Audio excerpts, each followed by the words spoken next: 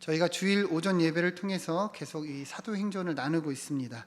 지난주에는 이 고린도 전도에 대해서 말씀을 나누었는데요. 우리가 간략하게 좀 정리를 하고 오늘 본문을 보면 좋겠습니다.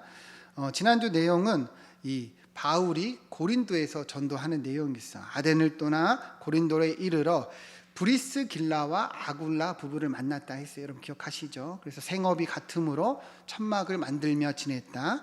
그리고 얼마 후에 실라와 디모데가 이 고린도에 이제 합류하게 되죠. 이들이 올 때 무엇을 가지고 왔어요? 마게도냐의 여러 교회에 헌금을 받아서 이제는 바울이 말씀 사역에 전념하게 되었다 보았습니다. 그런데 이 바울이 복음을 전하나 고린도 사람들은 어떻습니까?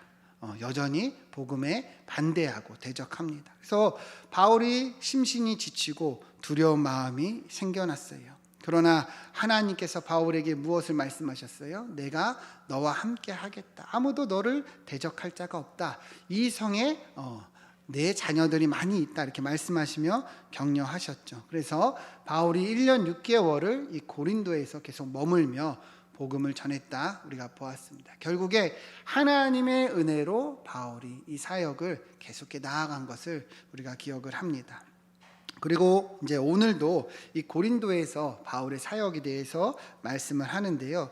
12절 13절을 다시 보면 12절에 갈리오가 아가야 총독이 되었을 때에 유대인이 일제히 일어나 바울을 대적하여 법정으로 데리고 갔다 이렇게 얘기합니다. 갈리오라는 사람이 이 아가야의 총독이 되었을 때 유대인들이 일제히 일어나 바울을 대적하여 이 법정에 고소를 했다는 건데요.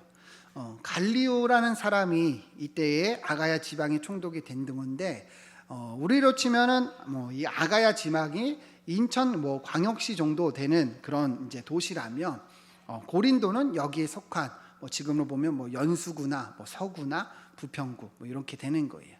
이제 이 총괄로 갈리오라는 사람이 이제 도착을 한 겁니다. 이것은 바울이 고린도에 있은 지 대략 한 8개월에서 9개월 정도 되었을 때에 일어난 일인데요. 이 12절의 내용을 보면은 그러니까 유대인이 일제히 일어나 이때에 바울을 뭐 한 거예요? 법정으로 데리고 갔다는 거예요. 고발을 했다는 건데요.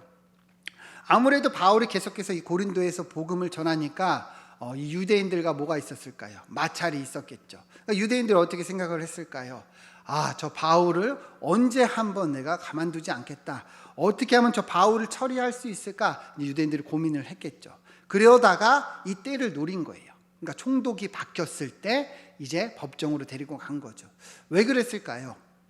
아마도 총독이 바뀌면 총독은 이 민심을 사고 싶어 합니다. 그죠? 그러니까 많은 민원들을 잘 들어주는데요. 이때를 이제 유대인들이 노린 거예요. 그래서 유대인들이 이 바울을 데려다가 이 바울이 이런 잘못을 했다 이렇게 고소를 하는 건데 13절을 보면 바울이 무엇을 잘못했는지 이들이 고발하는 내용이 나오는데요. 잘 보세요. 이 사람이 율법을 어겨 하나님을 경외하라고 사람들에게 권한다 이렇게 얘기합니다. 그러니까 바울이 뭘 잘못했다는 거예요? 율법을 어겨서 다른 사람들을 미혹한다는 내용이에요. 그러니까 이때의 로마 법을 잘 알아야 되는데요. 당시에 로마가요 세계의 최강대국이었어요. 그죠? 그래서 여러 식민지들이 있었는데 근데 로마 법으로 보면은 여러 식민지 국가의 종교를 인정해주고 또 수용을 해줬습니다. 그러니까 유대교도 그 중에 하나였죠. 유대교도 인정받은 종교예요. 그런데 이 고발하는 내용을 보면 바울이 어떤 거예요? 유대교를 사칭하면서 결국에 이가 우리와 다른 어떤 종교를 전한다. 다시 말하면 바울이라는 사람이 유대교를 사칭하면서 로마가 인정하지 않은 그런 종교를 전한다는 거예요. 그러니까 로마 법으로 처벌해 주세요. 이런 내용입니다. 여러분 이해가 되십니까? 네. 그러니까 유대인들은요 선을 긋는 거예요. 바울이 전하는 이 복음은 우리와 다른 종교다. 그러니까 로마가 인정하지 않았으니 처벌해 주세요. 이렇게 고발을 했다는 거예요. 자, 그래서 이어지는 내용을 보면 14절을 보면 그러니까 이제 고발을 하니까 바울이 어떻게 해요? 자기도 변론을 하려고 한 거예요. 입을 열고자 딱 합니다. 근데 그때 갈리오 총독이 먼저 말합니다. 갈리오가 유대인들에게 이제 이렇게 얘기를 하는 거예요.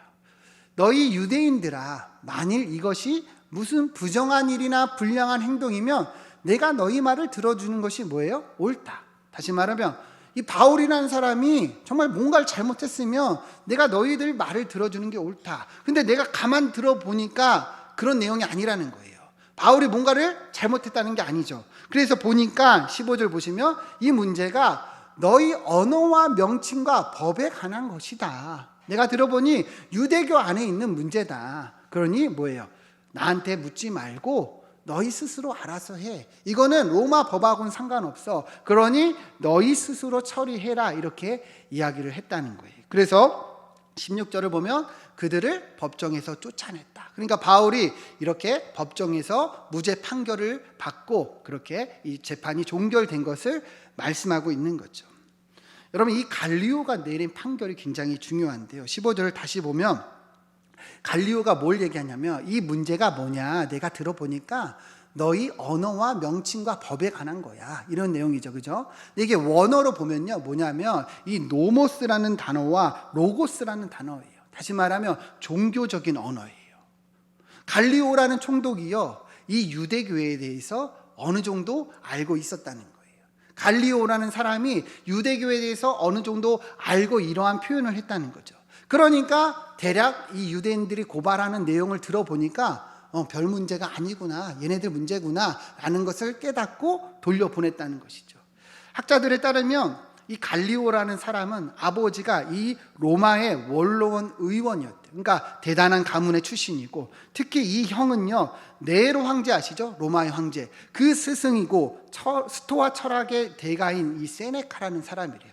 그러니까 이것을 보고 추측해 보면 갈리오는 굉장히 뛰어난 이 가문에 많은 공부를 하고 많은 것을 배운 사람이었다는 것을 알 수 있어요. 그러니까 뭐예요? 이 유대교의 이 법을 보고도 안 거예요. 이거 별거 아니구나, 니들끼리 알아서 해. 왜냐? 갈리오라는 사람이 많은 것을 배우고 알고 또 어느 정도 준비되었기 때문이라는 거죠. 여러분, 여기서 우리가 잘 봐야 되는 게 뭐냐면 하나님께서 이것을 섭리하셨다는 거예요. 우리는 그냥 갈리오라는 총독이 그렇게 했구나, 이가 아니라는 거죠. 하나님께서 긴밀하게 이렇게 섭리하셔서 정말 준비된 갈리오라는 사람을 이 아가야 지방의 총독으로 보내서 유대인들의 이 정말 잘못된 고발에서 바울을 지키게 했다는 것이죠. 우리 사도행전 18장 9절 10절 우리 같이 한번 읽어봅시다. 시작. 밤에 주께 환상 가운데 바울에게 말씀하시되 두려워하지 말며 침묵하지 말고 말하라. 내가 너와 함께 있음에 어떤 사람도 너를 대적하여 해롭게 할 자가 없을 것이니 이는 이 성 중에 내 백성이 많음이라 하시더라. 아멘. 우리 지난주에 본 본문이죠. 그죠? 하나님께서 바울에게 뭐라고 말씀하셨어요? 두려워 말고 침묵하지 마라. 복음을 계속 전하라는 거예요. 내가 너와 함께 할 것이야. 그러니 걱정하지 마, 내가 지켜줄게, 이렇게 말씀하셨어요. 그죠? 그 말씀처럼 오늘 본문에서 이것이 이루어지고 있는 거예요. 여러분, 이것이 보이십니까? 그저 그냥 한 사람이 우연히 온 것이 아니에요. 갈리오라는 한 사람이 우연히 여기 와서 이 재판을 한 것이 아니라는 것이죠. 하나님께서 그렇게 말씀하신 것처럼 섭리하셔서 갈리오라는 총독을 세워서 바울을 지키시고 복음을 전할 수 있도록 인도하셨다는 것을 알 수 있는 거죠. 특별히요, 이 갈리오의 판결은요 앞으로의 아주 중요한 선례가 돼요. 여러분, 오늘날도 그렇죠. 어떤 법정에서 선례가 있으면 그 뒤에 재판들은 영향을 받습니까? 안 받습니까? 받아요. 다 선례를 따르고요, 답습해요. 영향을 줄 수밖에 없다는 거죠. 그러니까 이후에 바울이 이제 전도를 하러 이제 많은 지역에 가는데 유대인들이 이것 때문에 제대로 고발을 하기가 어려웠다는 거예요. 여러분, 하나님께서 이렇게 섭리하시고 긴밀하게 인도하심을 우리는 바라볼 수 있어야 하는 겁니다. 여러분, 여호와 이레 아시죠? 여호와 이레가 무슨 말이에요? 하나님께서 미리 예비하신다. 하나님께서 우리의 앞길을 미리 인도하신다는 거예요. 창세기 22장에서 아브라함이 이삭을 번제로 드릴 때, 바치려 할 때 하나님께서 막으셨어요. 그리고 무엇을 준비하셨습니까? 순양을 준비했습니다. 아브라함이 그것을 보고 여호와 이레 고백을 했습니다. 하나님께서 미리 아시고 우리의 앞길을 준비하신다는 거죠. 사랑하는 여러분, 우리의 인생 가운데도 이 여호와 이레 하나님이 동행하시기를 축원드립니다. 하나님의 예비하심, 인도하심이 여러분들 삶 가운데 충만하기를 축원드립니다.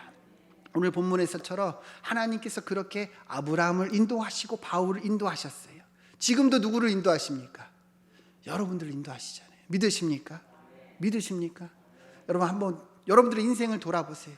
지금은 보이지 않아도 알 수 없지만 한번 인생을 돌아보세요. 하나님의 은혜가 아니었던 것이 있었는가? 우리가 어려울 때, 약할 때, 정말 힘이 없을 때 하나님께서 어떻게 섭리하셔서 우리를 인도하셨는지 여러분 이 시간에 정말 그 하나님의 은혜가 다시 우리에게 보이기를 축원드립니다. 앞으로도 똑같은 거예요. 앞으로도 여러분 두려워하지 말고 정말 하나님 우리와 함께 하신다 말씀하시고 저와 이래 하나님 우리의 앞길을 예비하심을 바라보며 나아가기를 축원드립니다. 이 코로나 시기 어려워요. 그죠? 어려워요. 특히 교회가 어렵고 우리 그리스도인들이 어렵습니다. 그러나 여러분 하나님께서 우리 앞길을 예비하시면 우리가 바라보길 소망합니다. 지금은 어렵고 힘들지만 하나님께서 더 좋은 길을 예비하신다는 거예요. 특별히 아브라함이 이 보았던 순양 여호와 이레라 고백한 이 순양이요 누구를 예표합니까? 예수 그리스도를 예표하는 거예요. 하나님께서요 우리를 사랑하사 독생자를 주시기까지 아끼지 아니하셨어요. 가장 좋은 길로 우리를 인도하심을 여러분 우리가 바라볼 수 있길 축원드립니다. 내 뜻대로 되는 게 우리가 구하는 게 아니에요. 하나님의 뜻이 우리 삶에 이루어져야 합니다. 그러한 은혜가 있기를 축원드립니다. 18절을 보시면 자 바울이 이제 고린도에서 여러 날을 머물다가 이제 형제들과 작별을 합니다. 그러니까 고린도를 떠난 거죠. 그래서 배를 타고 수리아 지역으로 이제 가는데요. 누구랑 함께 갑니까? 브리스길라와 아굴라 부부가 함께 가죠. 우리가 지난주에도 보았지만 이 부부가 이제는 바울의 귀한 동역자가 된 거예요. 이제는 사명을 같이 하는 동역자가 된 것이죠. 자, 그리고 이제 바울이 여기서요 머리를 깎습니다. 일찍이 서원이 있었으므로 갱그리아에서 머리를 깎았다 이렇게 말씀을 하는데요. 민수기서를 보면 서원을 한 사람은 하나님 앞에서 구별되어 자기 몸을 드려야 합니다. 특별히 술을 마시지 말아야 되고요. 부정한 것, 시체를 만지지 말아야 되고 세 번째가 뭐냐면 머리를 깎지 않는 거예요. 우리 민수기 6장 5절 말씀을 같이 한번 읽어봅시다. 시작. 그 서원을 하고 구별하는 모든 날 동안은 삭도를 절대로 그의 머리에 대지 말 것이라. 자기 몸을 구별하여 여호와께 드리는 날이 차기까지는 그는 거룩한즉 그의 머리털을 길게 자라게 할 것이며. 아멘. 여러분 보이시죠? 서원을 하면 머리를 길러야 된다는 거예요. 자, 그런데 오늘 본문 18절을 보면 바울이 머리를 잘랐습니까? 안 잘랐습니까? 잘랐어요. 그럼 이 의미가 뭐겠어요? 그 서원이 이제 종료됐다. 이제 그 서원이 약속한 날이 이르렀다는 거죠. 그래서 머리를 자른 것으로 보이는데요. 그럼 바울이 어떤 서원을 하고 그리고 이 서원이 종료됨으로 머리를 깎았는가? 여러분 바울이 어떤 서원을 했을까요? 사실 본문에서 언급하고 있지가 않아요. 성경에서 말하고 있지 않은데 제가 여러 이제 책들을 찾아보고 유출을 해보니까 바울이요 고린도에 와서 복음을 전할 때 유대인들이 정말 대적하고 비방했습니다. 거절했어요. 그래서 바울이 뭐라고 얘기를 했냐? 우리 18장 6절을 같이 한번 읽어보겠습니다. 18장 6절. 그들이 대적하여 비방하거늘 바울이 옷을 털면서 이르되 뭐라고 얘기합니까? 너희 피가 너희 머리로 돌아갈 것이요 나는 깨끗하니라. 그리고 여기서 중요한 거 이후에는 이방인에게 가리라 이렇게 얘기를 하죠. 이후에는 뭐래요? 이방인에게 가리라. 학자들은요 이 어투가요 유대인들이 전형적으로 서원을 할 때 쓰는 그런 어투래요. 그런 문법이래요. 그래서 이 고린도에서는 바울이 이렇게 서원하고 유대인들에게는 복음을 전하지 않고 이방인에게만 전했다 이렇게 봅니다. 그래서 이방인들에게만 복음을 전하고 이제는 고린도 지역을 떠나 수리아 지역으로 이동을 했죠. 그럼 서원이 종료된 거예요? 안 종료된 거예요? 종료된 거죠. 그래서 머리를 잘랐다는 거죠. 그리고 앞으로는 유대인들에게도 복음을 전할 것을 이렇게 보여주는 거예요. 물론 이제 이 내용이요 뭐 정확히 성경에서 말하는 거다 할 수 없지만 그래도 우리가 이 정도 이러한 학자들이 유추하는 내용 정도는 알고 가면 좋을 것 같습니다. 자, 그래서 이제 바울이 고린도를 떠나서 서원이 다음으로 머리를 자르고 이제 다른 지역으로 이동을 하는데요. 19절을 보면 어디에 옵니까? 에베소로 옵니다. 우리 이번 주 에베소서 묵상했죠, 그죠? 에베소에 와서 그들을 거기 머물게 합니다. 그들이 누굴까요? 브리스길라와 아굴라 부부, 이 부부는 이 에베소에 머물게 하는 거예요. 그리고 바울은요, 회당에 들어가서 늘 그러했듯이 유대인들과 변론을 합니다. 이 변론이 뭐예요? 복음을 전했다는 거죠. 근데 반응이요, 정말 특이합니다. 20절을 보면 여러 사람이 더 오래 있기를 청했다는 거예요. 유대인 회당에 주로 누가 있을까요? 유대인들이 있죠, 그죠? 근데 우리가 앞서 본 것처럼 많은 유대인들은 복음을 거절하고 대적하고 심지어 협박까지 했어요. 근데 에베소 교회, 에베소 이 회당에 있는 유대인들은 어떤 거예요? 더 듣기를 원했다는 거예요. 복음을 더 알려달라. 근데 바울이 어떻게 합니까? 허락하지 아니하였다, 이렇게요. 무슨 이유 때문인지는 알지 못하지만 허락하지 아니했다는 거예요. 그래서 21절을 보면 작별하고 이렇게 얘기합니다. 만일 하나님의 뜻이면 내가 너희에게 돌아올 것이야. 만일 하나님의 뜻이 있으면 내가 너희에게 돌아올 것이야. 이렇게 얘기하고 작별을 하는 거예요. 우리가 이제 나중에 보겠지만 그 하나님의 뜻대로 돌아옵니다. 근데 중요한 것은 바울은 떠나지만 누구를 내버려뒀어요? 누구를 머물게 했어요? 브리스길라와 아굴라 부부. 바울이 정말 귀한 동역자예요. 신실한 사역자들을 두고 갔다는 것이죠. 그러니까 그냥 매몰차게 간 게 아니에요, 그죠? 그리고 22절이 이제 중요한 건데, 22절을 보면 가이사랴에 바울이 상륙하고 올라가 교회의 안부를 물은 후에 안디옥으로 내려가서 이렇게 얘기를 합니다. 여기가 이제 중요한 거예요. 왜 중요하냐? 오늘 본문에서는 내려가서 이래서 뭔가 23절과 이어지죠, 그죠? 내려가서 이제 이렇게 되는데, 사실 원문으로 보면요, 내려갔다, 돌아갔다, 이렇게 마침표로 끝을 맺습니다. 그러니까 뭐냐면 2차 전도 여행, 이 바울의 2차 전도 여행이 여기서 이제 마무리가 되는 거예요.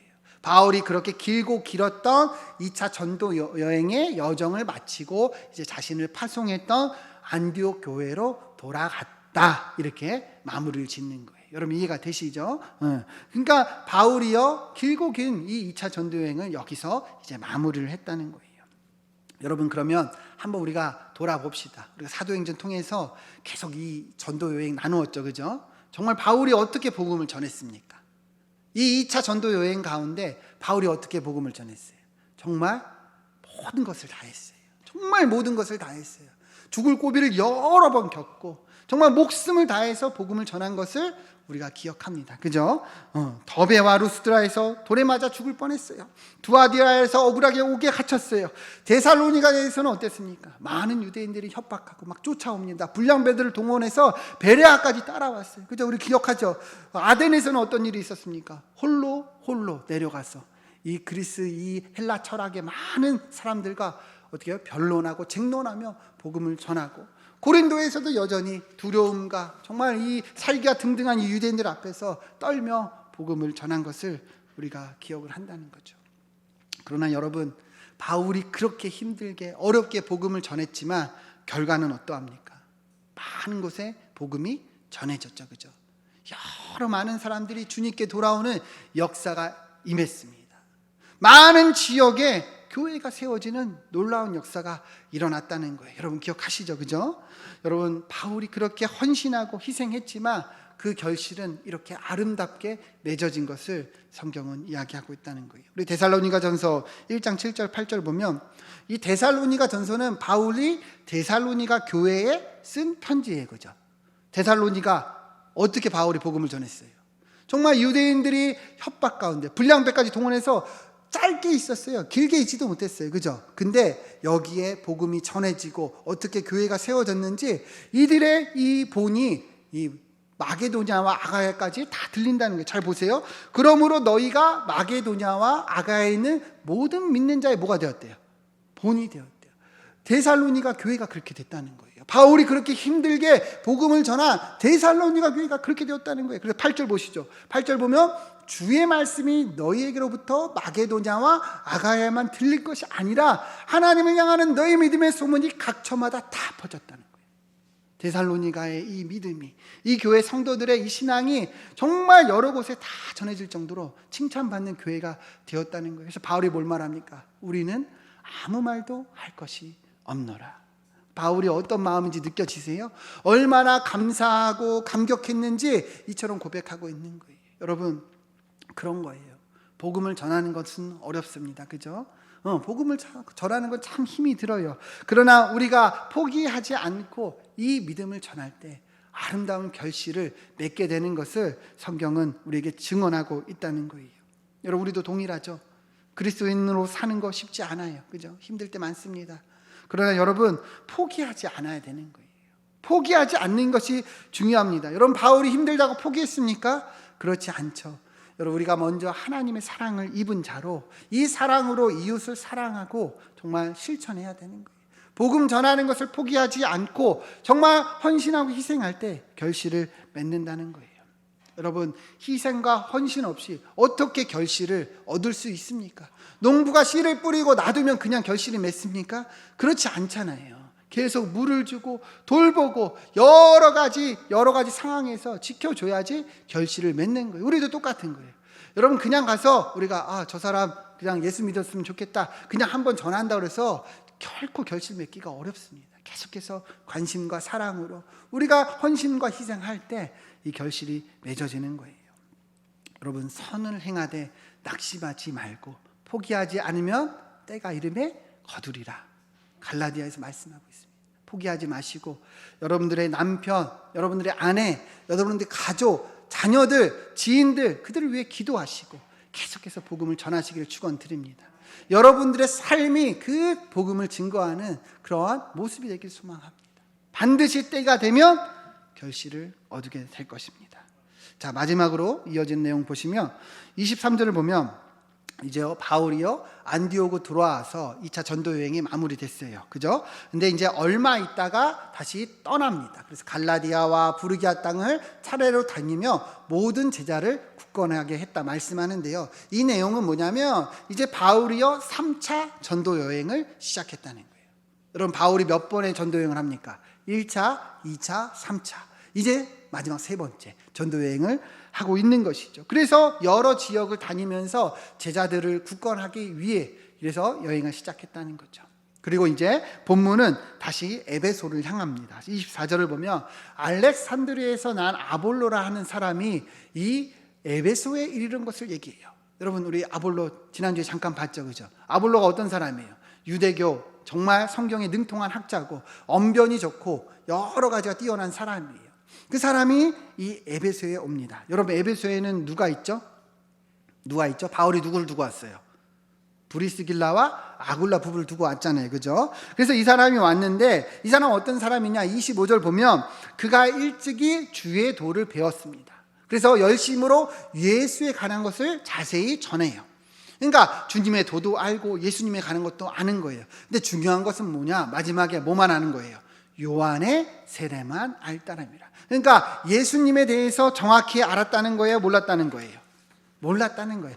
예수님에 대해서 들어보고 알지만 아직까지는 요한의 세례만 알았다는 거예요. 여러분, 요한의 세례가 뭐예요? 이 요한이 누구예요? 세례 요한이죠. 그죠? 세례 요한이 어떻게 복음을 증거합니까? 어떻게 증거했어요? 회개하라, 때가 가까이 왔다. 회개하라, 천국이 가까이 왔다. 주의 길을 예비하는 자였어요. 그죠? 회개를 선포하는 자였습니다. 그러니까 이 아볼로가 이 요한의 세례만 알았다는 것은 아직까지 거기까지 알았다는 거예요. 거기까지만 알았다는 거예요. 예수님이 이 땅에 오셔서 무엇을 행하셨는가? 여러분, 예수님이 이 땅에 오셔서 무엇을 행하셨어요? 우리를 위해서 십자가에서 죽으시고 사흘 만에 부활하사 승천하심으로 모든 믿는 자들에게 무엇을 주셨습니까? 하나님의 자녀가 되는 권세를 주셨습니다. 특별히 오순절에 모든 믿는 자들에게 무엇을 부어주시죠? 성령을 부어주셨어요. 성령이 우리 안에 거하는 놀라운 축복이 임하게 된 거예요. 그런데 아직 아볼로는 거기까지 몰랐다는 거예요. 그래서 26절 보면 그가 회당에서 담대히 말했어요. 예수님을 전했어요. 근데 브리스길라와 아굴라가 보니까 아직 거기까지 모르는 거예요. 그래서 이 아볼로를 데려다가 하나님의 도를 더 정확하게 풀어줍니다. 그러니까 복음이 무엇인지, 예수님이 무엇을 행하셨는지, 그것이 우리에게 어떤 의미인지 다 잘 전한 거죠. 바울에게 들은 것을 어때요? 이 브리스길라 아굴라가 이제 아볼로에게 잘 가르쳐 준 거예요. 여러분, 그러면 어떤 일이 있었을까요? 복음을 들은 아볼로가 어땠을까요? 심령의 회복이 일어났겠죠. 심령이 막 뜨거워졌겠죠. 그래서 27절 보면 아볼로가요 건너가고자 해요. 아가야가 어디예요? 고린도죠. 고린도 교회를 향해 가는 거예요. 왜 그랬을까요? 막 복음이 불타오르는 거예요. 사명이 불타오르는 거예요. 그러니까 전하지 않고서는 안 되는 거죠. 그죠? 근데 이미 이 에베소에는 훌륭한 사역자가 있잖아요. 브리스길라와 아굴라가 있으니까 자신이 더 필요로 하는 고린도로 이제 가게 된 거예요. 그래서 형제들이 이제 편지를 써서 이제 잘 보아줘라, 이렇게 영접하라 했겠죠. 근데 아볼로가 고린도에 가면 어떤 일이 일어납니까? 그가 감에 은혜로 말미암아 믿은 자들에게 뭘 줘요? 많은 유익을 주었다. 특별히 28절 보면 이는 성경으로서 예수가 그리스도라 증언하며 유대인들 앞에서 전한 거예요. 그래서 말로 이겼다는 거예요. 여러분 앞서 얘기했지만 아볼로는 언변이 뛰어난 자예요. 근데 그런 그가 이 하나님의 도를 깨닫고 복음을 아니까 어떻게 되는 거예요? 성경으로 말로는 이길 자가 없었다는 거예요. 이러한 은혜가 임하게 된 것을 말씀하고 있는 거예요. 사랑하는 여러분, 우리가 이 말씀을 잘 봐야 되는 거예요. 성경을 나누고 가르치고 동역해야 하는 이유가 여기에 있습니다. 하나님은요, 우리로 이렇게 함께하고 나누고 배워감을 통해서 주님의 뜻을 이루어 가신다는 거예요. 먼저 바울이요, 이 브리스길라와 아굴라 부부를 그렇게 가르쳤죠. 그죠? 그러니까 이게 어떻게 돼요? 선순환이 되는 거예요. 그래서 그 부부가 또 누구를 가르쳐요?